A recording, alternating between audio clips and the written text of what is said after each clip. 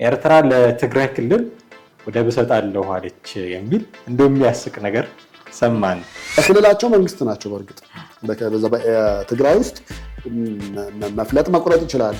ለምን ክልላዊ መንግስት ስለሆነ የሚለው ክልል አስተዳደር አይደለም የሚለው ክልል መንግስት ስለሚል ይሄ ፓወር ይሰጣቸዋል። በግጥም የህወሓት ሰዎችና የኤርትራ መንግስት ግንኙነት ነበራቸው የሚለውን ነገር አሁን ተጨባጭ ያደርጓል ማለት ነው። ኤርትራ ልታረግ ትችላለች? አዎ ልታረግ ትችላለች። አንደኛ በማድረጓ የሚጎልባትም የምታጣውም ነገር የለም። ስለዚህ በየአደባባዩ የወጡ ከኤርትራ ጋር ምንም አይነት ግንኙነት የለንም እያሉ የሚምሉ የሚገዘቱት ነገር ሁሉ አሁን ውሸት ነው የሚሆነው ማለት ነው። በዚህ የሚሄድ ከሆነ አንደኛ አሁን ከቅርብ ጊዜ ወዲህ በተለይ ከጦርነቱ ወዲህ የትግራይ ወርቅ በሙሉ በህገወጥ መንገድ የሚወጣው ሙሉ ለሙሉ በአብላጫው ማለት ትችላለህ በኤርትራ መስመር ነው እየወጣም ያለው አንደኛ። ስለዚህ የትግራይ መንግስት ወርቁን እያወጣ እኔ ወርቅ እሰጥሃለሁ አንተ ወደብ ስጠኝ በሚለው በጋራ ስምምነት ሊስማሙና ሊያደርጉት ይችላሉ።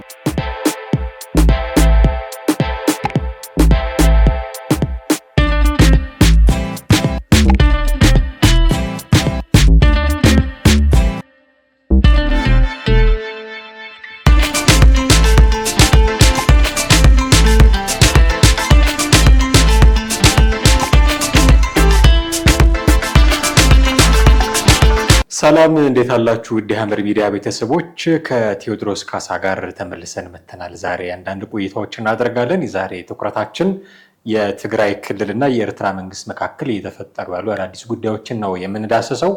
ትግራይ ክልል ከኤርትራ ወደብ ታገኝ ይሆን የሚሉ ጭምጭምታዎች እየተሰሙ ያሉት፣ የኤርትራ መንግስትም እንዲህ ያሉ ጉዳዮችን እያነሳሳ እንደሆነ መረጃዎችን እየሰማን ነው። ይሄ ጉዳይ እንዴት ነው የሚታየው የሚሉትን ጉዳዮች እየፈታተሽን ጥቂት ቆይታ እናደርጋለን። ከኛ ጋር ቆዩ። ቴዲ እንዴት ነህ? እንዴት ነህ? ሰላም ነው። ከሰማዩ ጉዳይ ወደ ምድሩ ጉዳይ እንመለሳለን። የባለፈው ጉዳያችን የቤተ ክህነት ጉዳይ ነበረ። እነሱ ጉዳይ ወደ ሰማይ ነው ብዬ ነው። ወደ ምድሩ ስንመለስ የነ ደብረጽዮን ጉዳይ፣ የነ ኤርትራ ጉዳይ፣ የነ ትግራይ ክልል ጉዳይ ሰሞኑን ብዙ እያባባለ ነው እና አንድ በጣም አስገራሚ መረጃ ደግሞ ሰማን። ኤርትራ ለትግራይ ክልል ወደብ እሰጣለሁ አለች የሚል እንደሚያስቅ ነገር ሰማን። ለትግራይ ክልል ነው የሚሰጠው ለኢትዮጵያ ነው የሚሰጠው የሚል ጥያቄ አሁን ማንሳት አይቀርም እና በእርግጥ የኢትዮጵያ መንግስት የወደብ ጥያቄ እንዳለው ይታወቃል። ያንን ጥያቄ ጆሮ ዳባ ልበስ ብላ ያለፈች ኤርትራ ከሰሞኑ አብን ያወጣው መግለጫ እንዳለ ታውቃለህ። እሱን ጥያቄ እነ የማነ ገብረ መስቀል በአደባባይ ወጥተው ታሪክ እያጣቀሱ ሰነድ እያጠራቀሙ እንዲህ የሚያደርጉ አሉ ብለው በሾርኔና አብንንም ወጋ አድርገው አልፈው አሁን ለትግራይ ክልል ወደብ እሰጣለሁ ማለት ምንድን ነው አንድምታው? የብሽሽቅ ፖለቲካም አለ። ያው እንግዲህ ልክ በሃይማኖቶች መካከል የእምነት ተከታዮች እንደሚያደርጉት የብሽሽቅ መስመር ፖለቲካ ውስጥም እንደዚህ የብሽሽቅ ነገሮች የምናያቸው ነገሮች አሉ። አሁን ከዛ አንጻር ኤርትራ ልታረግ ትችላለች? አዎ ልታረግ ትችላለች። አንደኛ በማድረጓ የሚጎልባትም የምታጣውም ነገር የለም አንደኛ። ሁለተኛ ለዓለም አቀፉ ተቋማት ደግሞ እንደ ቸር ሆና ልትታይ ትችላለች። ቸር ነች፣ ለጋሽ ነች።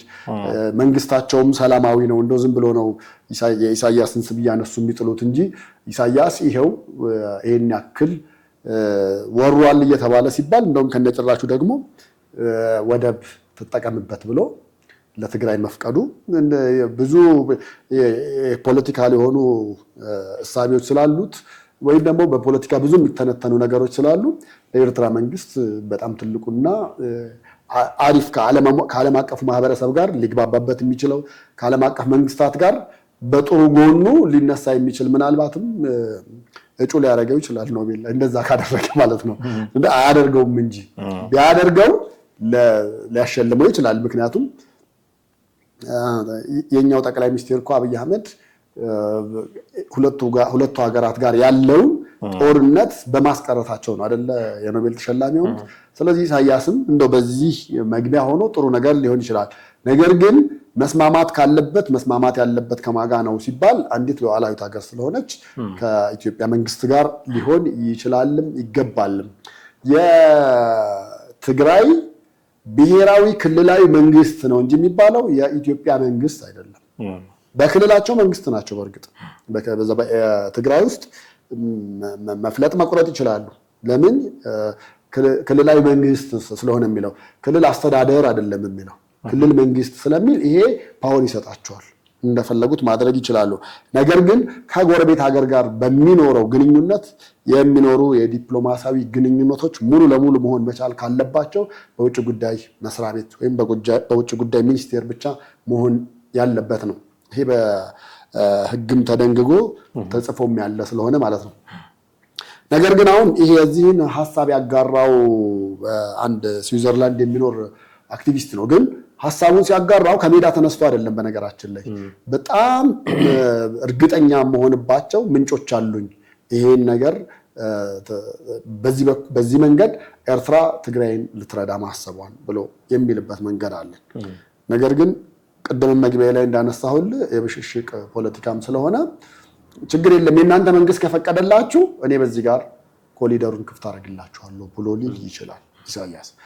ኮሪደሩን ክፍት በማድረጉ በጣም በርካታ ጥቅሞች እንደሚያገኝ አንስተናል። በዛው ልክ ደግሞ ለኢትዮጵያ መንግስት ደግሞ በጣም መጥፎ የሆኑ ነገር ይኖራል። አንደኛ ታስታውስ እንደሆነ ለምሳሌ የትግራይ ጦርነት ላይ ዩኤንም ሌሎችም ዓለም አቀፍ ተቋማትም እንረዳለን እያሉ የሚገባበት ሁኔታ ነበር። የኢትዮጵያ መንግስት ላስት ላይ ምንድን ነው ያደረገው?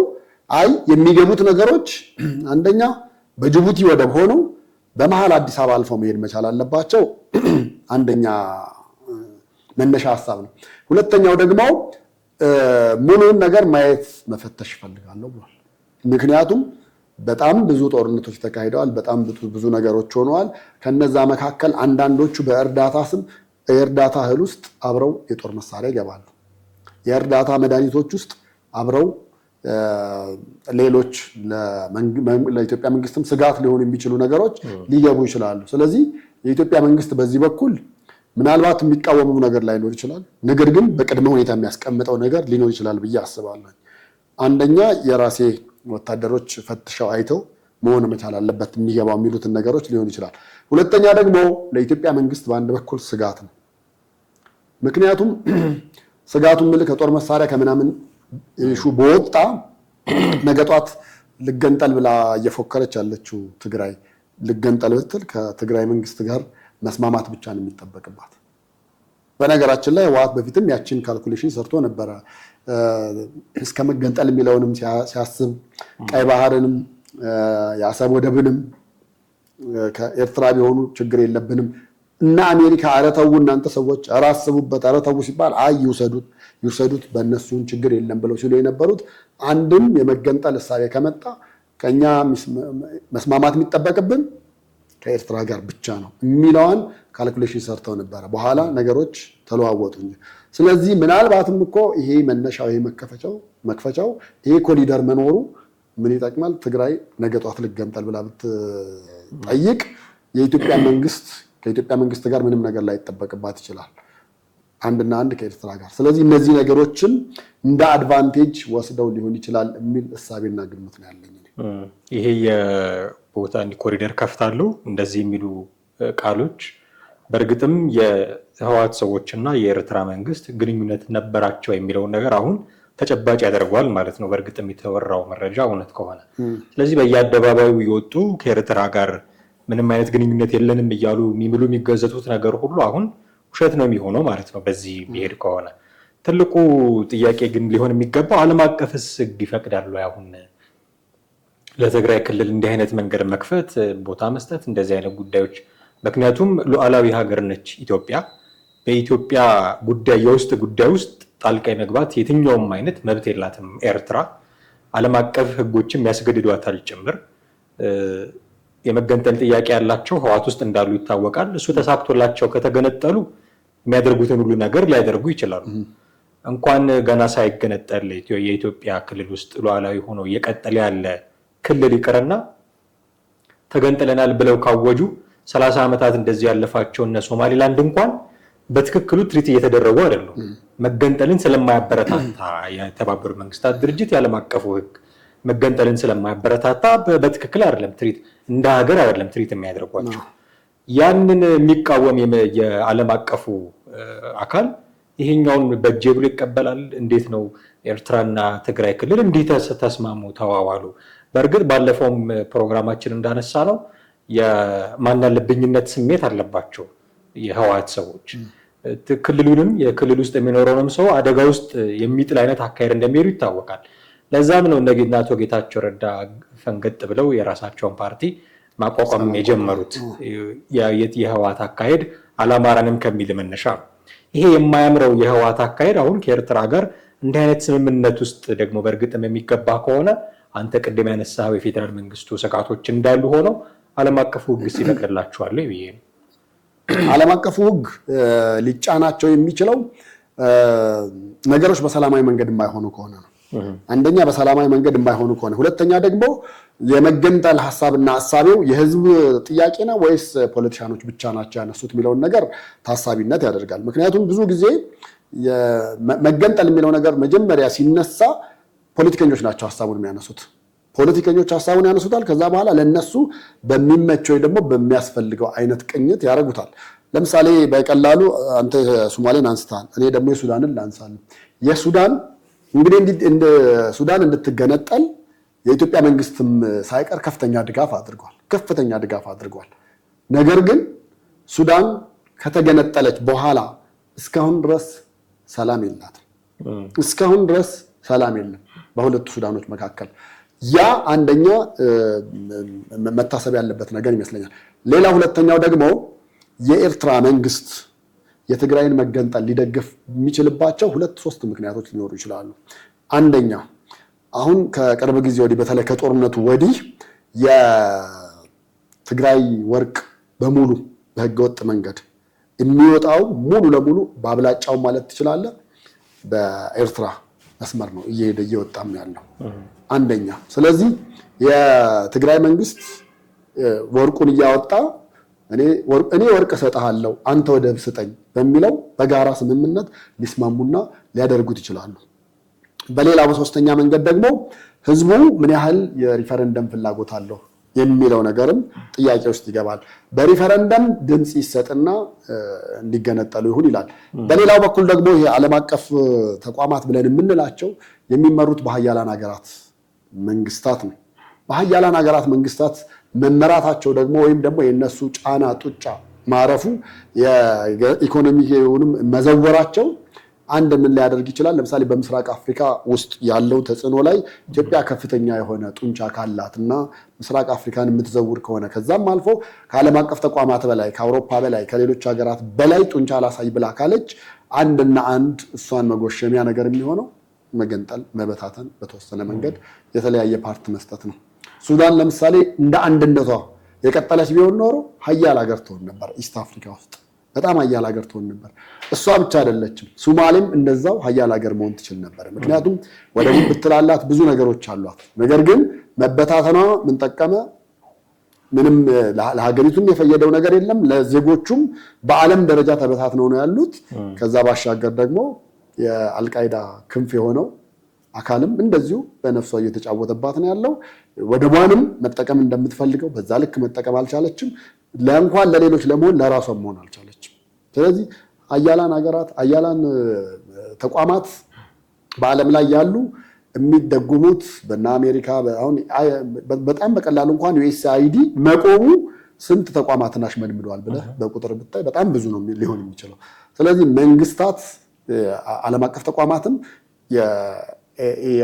መጀመሪያ የትግራይን ጡንቸኝነት ወይ ደግሞ ሀያልነት ያዩታል። ምንም የማታመጣበት ብትሄድም ብትመጣም የማጠቀም ከሆነ ህዝቡ የወሱን ተዋቸው ብለው ሊያደርጉት ይችላሉ። ኤርትራ ደግሞ ምናልባት በቀጣይ እንግዲህ የህወሓት ጥያቄም ሊያቀርቡ ይችላሉ፣ አይታወቅም። ኔክስት ጀነሬሽን እኛ አሁን ይህን አስበነው ነበር እንደ መገንጠል የሚለውን ነገር ክልል በየቦታው ተበጣጥሶ ሁሉም ርዕሰ መስተዳድር ሳልሆን የክልል መንግስት ነኝና መንግስት ስለሆንኩ እንደፈለግኩ ልሁን የሚለውን በዚህ ጀነሬሽን ያሰብነው አልነበረም ሲመጣ። ነገር ግን ኔክስት ጀነሬሽን ደግሞ ሲመጣ ትግራይና ኤርትራ ይዋሃዱ፣ አንድ ቋንቋ ነን፣ አንድ ባህል ነን፣ ብዙ ነገራችን አንድ ነው ብለው ሌላ ጀነሬሽን ደግሞ ሊመጣና አንድ ሊሆኑ የሚችሉበት መንገድ ስላለ ወደፊት ያ ነገር የሚታይ ቢሆንም ግን እነዚህ ግንኙነቶች እንደ ቀላል የሚታዩና ዝም ብለህ አይታ የምታልፋቸው መሆን መቻል የለባቸውም። እነዚህን ካለፍክ ነገ ሌሎች ጥያቄዎች ይመጣሉ። ይሄ ለምሳሌ የትግራይ ኃይል የኤርትራ ኃይል መጥቶ ትግራይ ውስጥ በደል ፈጽመዋል፣ ደፍሯል ምናምን የሚባል ነገር ነው፣ ውሸት ነው፣ ይሄ ለጦርነት የተጠቀምነው ነው ብለው ያን ወረቀት ቀደውም ሊያደርጉት ይችላሉ። ጄኖሳይድ አልተደረገም ብለው ደብረጽዮን ገብረሚካኤል እንደተናገሩት ማለት ነው። ያው ደብረጽዮን ደግሞ እንግዲህ የሚያደላው በነገራችን ላይ ደብረጽዮን ከኤርትራ ጋር ሲያብር ምንም እንትን ልትለው አትደነቅበትም። ምክንያቱም በጦርነቱ ወቅት ምን ብለዋል? ከፌዴራል መንግስትና ከአማሮቹ ሱዳኖች ይሻሉናል ብለዋል። ፊት ለፊት ተናግረዋል። በቃ አደባባይ ላይ ወጥተው ማለት ነው። ስለዚህ ነገ ጠዋትም ከበጣም መጥፎ ይሻላል የሚለውን ከትግራይ ጋር ኤርትራን የማዋሃድ ወይ ደግሞ የኮሊደሩን ተጠቅመው አብረን እንስራ የሚለው ነገር ሊመጣ ይችላል የሚል እምነት አለኝ። የአማራ ክልሉን ጉዳይ ግን ካነሳ አይቀር ሰሞኑን የተናገሩት ነገር ዶክተር ደብረጽዮን ገብረሚካኤል ህወሓት ራሱ የተናገረው ነገር ያስወጣልኝ መንግስት እነዚህን ኃይሎች የሚል ነው። አሁን በኃይል ደረጃ ያለው የእነሱ ምዕራብ ትግራይ የሚሉት ወልቃይት አካባቢ ነው እንደምታውቀው። የኮሎኔል ደመቀ ዘውዱ እዛ አካባቢ የጸጥታ ዘርፍ ኃላፊ ሆነው የሚያገለግሉበት እና በየጊዜው የተከዜ ዘብ እያሉ የሚያስመርቋቸው አሉ እና ልዩ ኃይል ቀረ ሲባል አሁን የተከዜ ዘብ ደግሞ የሚባል አምጥተው እንዲህ እያደረጉ ነው ያሉት አካባቢውን ለመጠበቅ ምናምን እና የተከዜ ዘብ እያሉ ያስመረቁ ነው። ቦታውም ደግሞ ሲዘገብ የአማራ ክልል ተብሎ እየተዘገበ ነው። ይህንን ያስቁምልኝ የሚል ጥያቄ አንስተዋል። ከዛ ደግሞ አሁን በቅርብ ጊዜ ትላንት ወይ ከትላንት ወዲያ ጉባኤ ነበራቸው በነገራችን ላይ ህወሓት እና ያስወጣልኝ የፌዴራል መንግስት እነዚህን ኃይሎች ያስወጣልኝ የሚል ጥያቄ አንስቷል። ይሄ አይነት ሀሳቦች ለአማራ ክልል መንግስት እንዴት አይነት እይታ ነው ያለው የአማራ ክልል መንግስት በዚህ ጉዳይ ላይ የሚል ደግሞ ጥያቄ ሲነሳላቸው ለደብረ ጽዮን መግለጫ ምላሽ አንሰጥም ብለው እንደሌሉ ቆጥረው ነው ያለፏቸው እና ይሄ ነገር ከጨዋታም ማለፍ አለበት ብዬ አስባለሁ። እኔ አሁን ደብረ ጽዮን እንዲያለ የአማራ ክልል እንዲመለሰ የሚሉት ጉዳዮች አሁን ትንሽ ከረር ብለው ከሄዱ ያ በጣም ብዙ ሰው የሞተበትን ጦርነት ዳግመኛ ላለመምጣቱ እርግጠኛ መሆን አንችልም። ስለዚህ ትንሽ የሚያሰጋ ነው ይመስለኝ እና ለፌዴራል መንግስቱ ያቀረቡት ኃይሎቹን ያስወጣልኝ የሚል ጥያቄና ለደብረ ጽዮን ጥያቄ ምላሽ አልሰጥም የሚለው የአማራ ክልል ምላሽ እንዴት ነው የሚታዩት ብዬ ነው። ጥሩ መናናቅ ነው እያየን ያለ ነው። አየህ በፊት ለምሳሌ ኦህዴድንም ደህዴንንም በለው የአማራውንም ጭምር ሳይቀር ጠፍጥፎ የሰራው ህወሓት ነበር አይደል? አሁን ዛሬ በሱ ላይ ተገለብጠው ስልጣን ወደ ሌሎች አካል መጥቶ እነ ደብረ ጽዮን በፊት እኮ እንደዛ በዛ ልክ እኮ ሲናገሩ የአማራ ክልልም ብአዴንም በአንድ እጇ ጨብጭበው ነበረ በደንብ መግለጫቸውን የሚያስተላልፍላቸው የነበረው። በተለይ እነ ወልቃይት ጉዳይ በጣም የተለየ ሴንሲቲቭ የሆነ ኢሹ ነበረ። አሁን ግን በእርግጠኝነት ምነግርህ የአማራ ክልል ወይ ደግሞ የአማራ ርዕሰ መስተዳድር ይሄን ነገር ከያዙት በእጃቸው መግባቱን እርግጠኛ ከሆኑና ያሉትን ነገሮች ከዚህ በፊትም አይተናል እኮ እነ ኮሎኔል ደመቀ ምንድን ያደረጉት ህዝቡን እናወያይ አሉና ሰብስበው አመጡ። ከዛ በኋላ ትግራዋይ ሆነው ነገር ግን በወልቃይት የሚኖር ሰቲት ሁመራ ምናምን በሚባሉበት አካባቢ የሚኖሩትን በሙሉ ሀሳብ ስጡ ብለው ተነገራቸው። እኛ በፊትም የአማራ ክልል መሆኑን እናውቃለን። ከዛ መጣን በጦርነቱ ምክንያት እዚህ መተን ሰፈርን። እዚህ ሰፍረን በሰላም እየኖርን ነውና የክልሉን ህዝብ በዓሉን ሁሉን ነገሩን አክብረን ተቀብለን የክልሉ መንግስት የሚለንን ሰምተን በሰላም እንኖራለን አሉ። ርዕስ የነበረው ይሄ አሁን የተናገርኩት ነበረ። ስለዚህ ከዚህ በኋላ የነ ደብረጽዮን ጩኸት ከጩኸት የዘለለ 1% ፓወር ኖሮት ምንም ነገር ማድረግ አይችልም ብዬ ነው የማስበው። ምክንያቱም ለምሳሌ በዲዲአር ላይ በወጡት ነገሮች በአብዛኛው የሚሉት ምንድን ነው የዲዲአር ነገር ይፈጸም ነው which means ያ ማለት የኤርትራ ኃይል የገባው ይውጣ የሚለው በዲዲአር ሰፍሮ ሊሆን ይችላል። ከዛ ውጭ ግን የአማራ ክልል ኃይል ትግራይ ክልል ውስጥ አልገባም። በቃ ይሄ በፊትም የነበረውን ህወሓት ወይ ደግሞ ኢህአዴግ ስልጣን ሲይዝ የነበረበት የጂኦግራፊ አቀማመጡን በሙሉ ቢታይ 100% በአማራ ክልል እንዳለ የሚያሳዩ ብዙ ማስረጃዎች አሉ። ይሄ ከጊዜ በኋላ እነሱ ከፈለጉ ካርታ ሰርተው ሲፈልጉ የመማሪያ መጽሐፍት ላይ ደብተሮች ላይ ሁሉም ሳይቀር ያንን አካተው በትግራይ ክልል ውስጥ እንዳለ ለማድረግ ያልተሄደበት ርቀት አልነበረም። በጣም ብዙ ርቀት ተጉዘዋል፣ በጣም ሄደዋል። ነገር ግን ስልጣናቸው ረጅም ሳይሆን ቀረና ለነገሩ አጭር አይባልም። ምክንያቱም 27 ዓመት ማለት የአንድ ወጣት ጎረምሳ እድሜ ማለት ነው። አንድ ትውልድ የሚያውቀው ያንን ነው ብለህ ማሰብ መቻል ነው ያለብህ። አንድ ትውልድ መለስ የሞተ ጊዜ እኮ አብዛኛው ያለቅስ የነበረው ከመለስ ውጭ የመለስ ትውልድ የነበረ ነበር። ከመለስ ውጭ አያውቅም ነበረ። ደርግ ሲባል ግንቦት ሃያ ሲከበር ለምንድን ነው የሚከበረው? ደርግ የተወገደበት ሲባል እኮ ደርግን እንደ ጣሊያን የሌላ ሀገር መንግስት ሁሉ አድርጎ የሚያይ ትውልድ ሁሉ ነበር።